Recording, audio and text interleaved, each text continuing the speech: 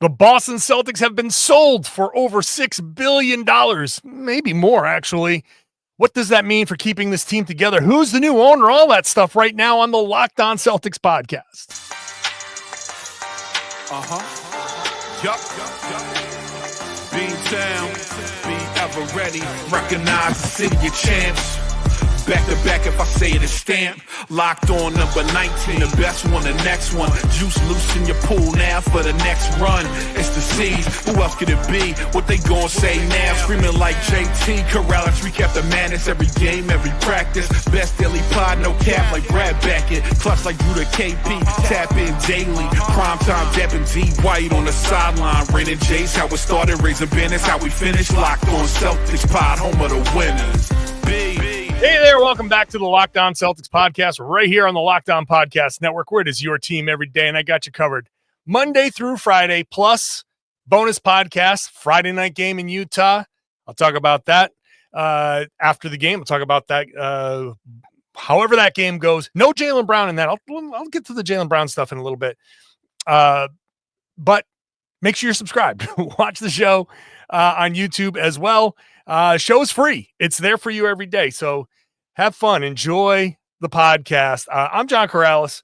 If you're new to the show, I've been covering the Celtics for about 20 years now. Doing it now as a beat writer for Boston Sports Journal. Written a couple of books about the Celtics as well. Pick those up. You can Google those easily. Find them on Amazon or wherever. So, yeah, I've covered the Celtics for a while, and I'm going to be covering them with a new owner. It's Bill Chisholm. A surprise? Yeah, I call him Bill. You know, William Chisholm, but me and Bill, we go way back. I am not friends with any billionaires, unfortunately. So Bill Chisholm and a group that includes one of the current Celtics minority owners, Rob Hale, Bruce Beal Jr., and a global investment firm, Sixth Street. They have combined for a bid that was accepted by the Grousbecks. 51% of the team is being sold now. 49% of the team is going to be sold in a few years to Chisholm. And the $6.1 billion price tag, first of all, is a record. It's a record for North American pro sports franchises. That's more than any North American pro sports franchise obviously has ever gone for, but that's not even going to be the final price. It's going to be more than that, because that 49% that gets sold is going to be sold at a higher valuation, whatever the team is valued at then. So it's $6.1 billion is not the final number. Let me just kind of throw that out there, which is important because it's a lot of money. And it's interesting that they went with the Chisholm bid as opposed to the Steve Pagliuca bid. I've been on record, obviously, I've been saying it here all along. I thought Pags was going to get this. I thought it was his to lose. I think Celtics fans wanted Pags to stick around. They wanted a easy transition of power. They just wanted to have a lot of the same people, and it made sense to me. A lot of the same guys just pool their money together, and you bring in some other investors, and you work through whatever you need to work through to get to that $6+ billion. And yeah, you just take Pags and you take Wick and you just flip spots, but it didn't work out that way. And so Wick gets to stay on for a few more years as the main guy, as the face, basically the front-facing governor of the franchise. So he's going to be the one that goes to all the meetings, and he's the one that's going to be, I guess, calling the shots in some sense. But Chisholm comes in and is the new owner, the primary owner. It's a weird thing. I'm still not sure how it's going to be structured, but it's something that Chisholm apparently wanted, and he was all on board with Grousbeck being a part of this team for the next few years. It's something that Wick wanted, and Chisholm is like, yeah, sure, no problem. Uh, it's it's a weird scenario, but I'm sure we'll figure it out in short order. So who is this guy? Well, he was born in the Boston area. He grew up on the North Shore. He went to college at Dartmouth. He's a New Englander. He said that, he went to Celtics games as a kid, when, he celebrated his 7th birthday in the old Boston Garden. So he's a local guy. He is, in a lot of ways, another version of Wyc Grousbeck. So you have at least the local guy comes in, buys the team. So not that there was ever any, hint of moving the franchise or anything like that, but you don't want a Jeremy Jacobs situation where he's living in, Buffalo and calling the shots from there and is never around to take any of the slings and arrows should a move go wrong. He's going to be around. He, according to Adam Himmelsbach of the Globe, he's going to move to Boston, buy a house in Boston. He owns a private equity firm in California. They manage like $10 billion in assets. And he's going to come back to Boston and I don't know, split time, whatever, but he'll be here. He'll be in the area and he'll presumably be visible at games and he's a lifelong Celtics fan who now is in a position to buy the team. So, okay. That's good. That's, you want somebody who understands, who gets it. But, I do have questions, but the initial kind of like splash of Thursday was oh my God, they didn't pick Pags. They picked this guy. Oh, he's a Boston guy. Okay. Or a Boston area guy. Boston area it's Boston, whatever, close enough. He's a Boston guy and he loves the team. And so he went on a quick media blitz. I have a request in to try to get him at some point. Hopefully, I'd love to get him on the podcast. So if anybody out there is listening, maybe if Bill Chisholm is listening, hi Bill, how you doing? Come on the show, talk to Celtics fans directly. That would be fun. I would love to get him on here and have a conversation. But his like PR blitz right away, it's already winning people over. Here, a couple of quotes. He talked to ESPN. He talked to the Globe. Here's a quote from the ESPN story. He said, "The process to buy the team started just under 50 years ago when I had my 7th birthday and attended a game at the old Boston Garden. I was hooked ever since. I've been a rabid fan ever since. I bleed green. I love the Celtics. Wyc has done an incredible job running this franchise. So why would you mess that up?" Well, that's like red meat. That is a red meat quote to Celtics fans. And then this quote from the Boston Globe: "I'm all about winning championships and raising banners and doing that now and also doing it over the long term. I think Wyc has done an incredible job of balancing that. And I think that's the path we're on. And that's the path we should stay on." So the quotes coming out already, the early kind of profiles that have come out about him, they're saying all of the right things. They're doing all of the right things. There's so important to make a good first impression and get out ahead of any questions, criticisms, anything like that. Now people are reading these quotes. You're hearing this quote. I read them to you. And the reaction is like, wow, this guy gets it. This guy's great. He sounds great. So the initial like, oh man, I can't believe Pags didn't get it, gets wiped away pretty quickly.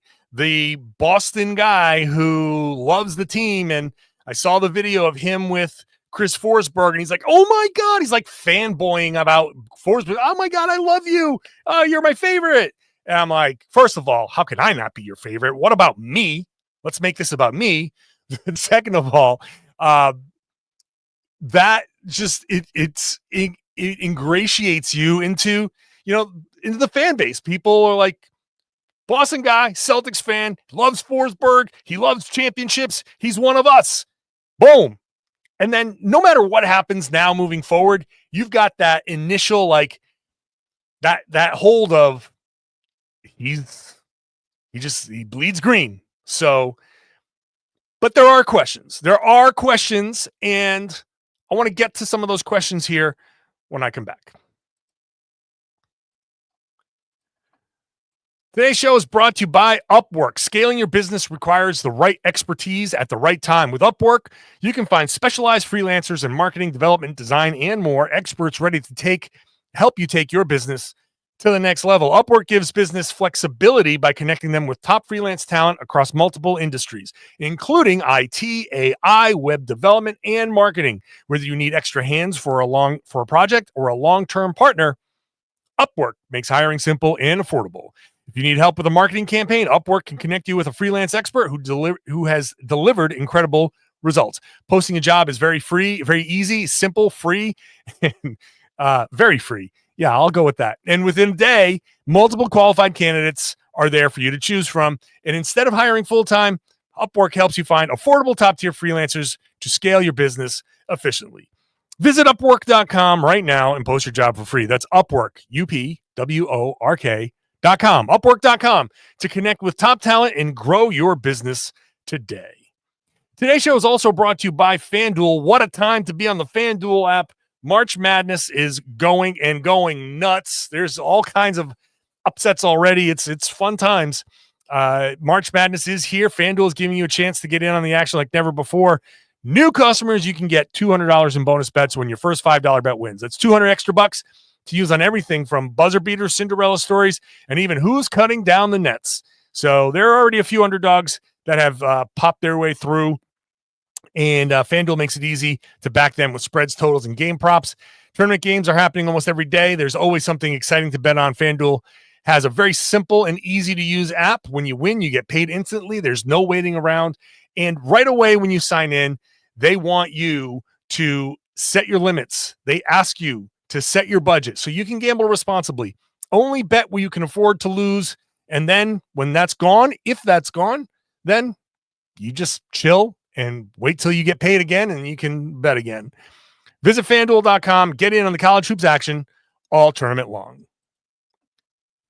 Thank you for making Locked On Celtics your first listen every day. Would love to see you sign up for the Locked On Celtics newsletter. Go to LockedOnDaily.com, click on this Locked On Celtics logo that you see on your screen here on YouTube, and enter your email. When you do that, I will send you an email Monday through Friday with Celtics coverage, NBA coverage from the Locked On NBA network, and Locked On Fantasy has fantasy coverage for you, plus links to your favorite Celtics content all over the internets. So go check that out. LockedOnDaily.com. Enter your email after you click on that Locked On Celtics logo. So Bill Chisholm expected, I would say, to speak to the media probably when the Celtics return home from this road trip. So it'll be a little while. The sale is not final, has to be approved by the league. Unless there is some kind of glitch somewhere, it would be shocking at this point to have the team announced to have Wick and Bill out there giving interviews, being on TV, hopefully being on this podcast. It wouldn't do it if there's a question about the veracity of the offer. However, Steve Pagliuca did put out a statement, and you can tell from his statement that it was, I don't think that he's happy. Well, first of all, he's not happy that he didn't get the winning bid. I think a lot of people expected him to get the winning bid. And he said, I'll read you right from his statement. I recruited new partners with deep resources and expertise in technology and international markets to maximize the Celtics' successes and ensure we can always compete for a championship. Luxury taxes be damned. We made a fully guaranteed and financed offer at a record price, befitting the best sports fans in the world, and with all the capital coming from individuals who are fully committed to winning on and off the court.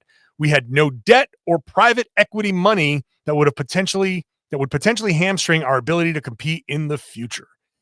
So Pags puts it right out there. I have guaranteed money. All $6+ billion was guaranteed. All of it is accounted for. And the thing about the Chisholm bid, apparently there's still like some I's to dot and T's to cross, and there's the financing is still kind of not fully guaranteed. So Pags made it a point. People say things and omit things for a reason. Pags said this for a reason. He also said, if the announced transaction does not end up being finalized, my partners and I are ready to check back into the game and bring it home. So if for some reason, when the league looks at the deal and they go, hey, what about this money? Where's this money going to come from? Are you sure you're going to be able to pay that? If there's any kind of potential for the league for the league to not approve it, Pags is right there, ready to jump in. It would be just incredibly shocking. Can you imagine all of this big press run, all of this stuff, and the league goes, nah, we don't like it. We don't like it. What else you got? So I don't know. I don't know. It's super interesting to me. I don't know what the specifics of the offer are. That's not being released. But Pag saying that raises an eyebrow for me. And look, there's a lot of private equity money in here. That's all over the place in the NBA.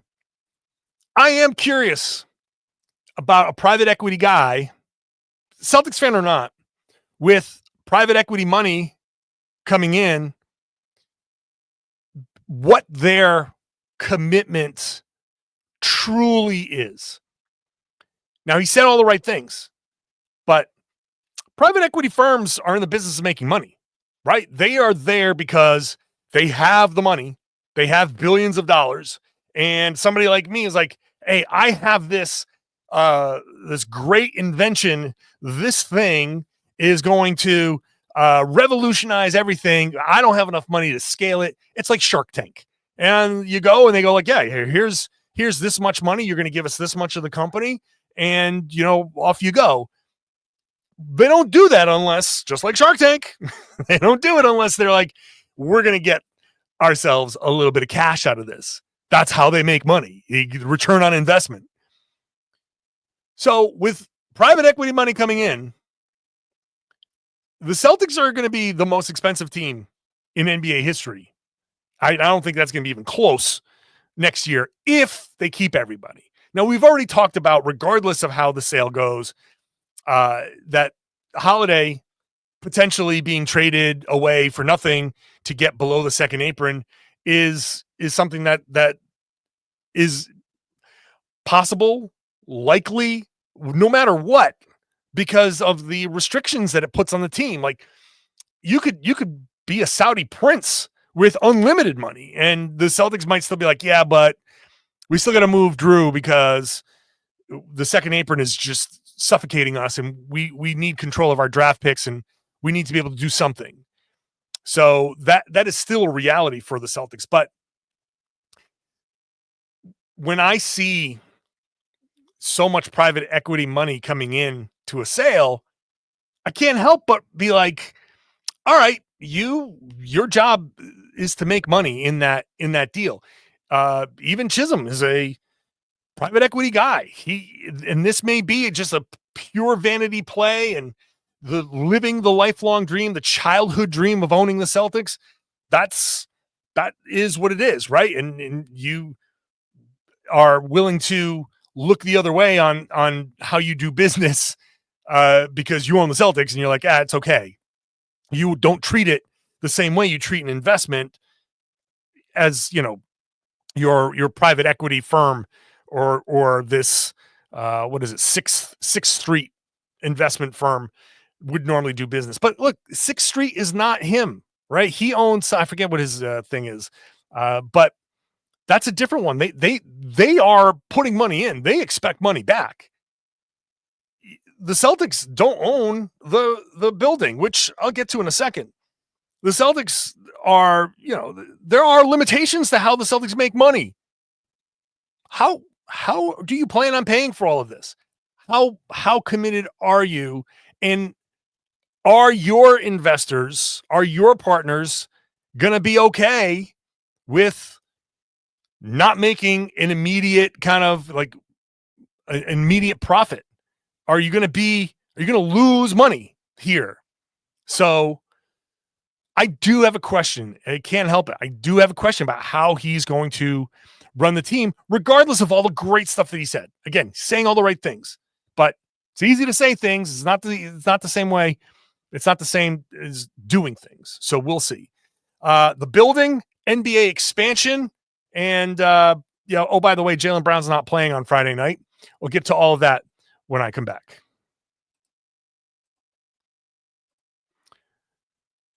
Today's show brought to you by 5 Hour Energy. Daylight savings snuck up on us again. If you're feeling that lost hour of sleep, like I was feeling that lost hour of sleep, it hit me hard. 5 Hour Energy has your back. The extra sunshine means more time for fun, but sometimes you just need a little boost to power through.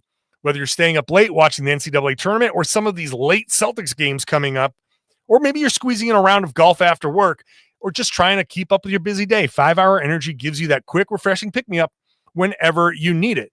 I am staying up late all week. The Celtics have 10 o'clock games, and I'm on the East Coast covering 10 o'clock games. 5 Hour Energy is going to help me keep up that next day. And with longer days, you can get outside for a hike, a run. You can try a new tropical burst. That's an easy one for a nice quick boost. Or if you're traveling, a 5 Hour Energy in your bag is easy to grab and keeps you feeling refreshed. Head over to 5hourenergy.com to find over 15 flavors to choose from, including watermelon, blue raspberry, peach, mango. Those all sound great. You can even build your own 12-pack or 24-pack and have it delivered right to your door. Need one now? Grab a 5 Hour Energy shot at your local grocery or convenience store. They're everywhere. Stock up today and stay energized. The NCAA tournament is here, and so is the Bracket Breakdown. Locked On Podcast Network and Amazon Fire TV channels are teaming up to deliver NCAA tournament coverage like never before.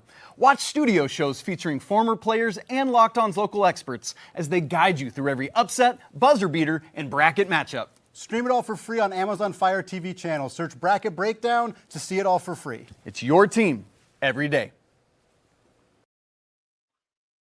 Thanks for making Locked On Celtics your first listen every day. Go check out Locked On NBA Game Night. I will be there at the end of all of the Thursday night games to talk about the night in the league. So subscribe to Locked On NBA, and I'll join you there to talk about an interesting slate of games. We'll just say that. So a lot of people are talking about, like, how is Chisholm going to make the money here on his investment? How are all these guys going to make their money on this investment? And it's hard to do that when you're renting. Now, Wick did address that in the Boston Globe. Basically, I'll paraphrase saying that they have, they're partners with Delaware North. They will continue their partnership, upgrading the Boston Garden, the TD Garden, into the 2030s. They've got 10 years left on this lease. And then he said, well, basically we'll see where we go from there. So it's not out of the question that the Celtics do try to find a location to build a stadium. Where is the question? That's always the question. Unless they try to buy the building from Delaware North, which they're not going to. That's basically impossible. They're going to have a tough time because there's no place to put a stadium. There's just none, right? The place that I always thought a stadium could go is now Assembly Row. And that is unfortunately that would have been a perfect location. It's right off the highway. It's literally I think a 5-minute drive without traffic from the Garden to Assembly Row, which it's not technically Boston, but it's right there. It's right there. It's on the other side of the Encore. It would have been a perfect location, but now it's apartments and stores and restaurants, and it's really nice over there. There may be some opportunity to put something nearby, but it's not easy. The process of doing all of that is not going to start 10 years from now. So we're going to learn pretty quickly what Chisholm's plan is for the future of the Boston Celtics, their home, because his team is going to have to start the long process of scouting land, buying land, going through the regulatory steps, the political steps, which are impossible in and around Boston. It's just so incredibly difficult to get stuff like this done. You have to start now. So we'll find out pretty quickly if the Celtics are going to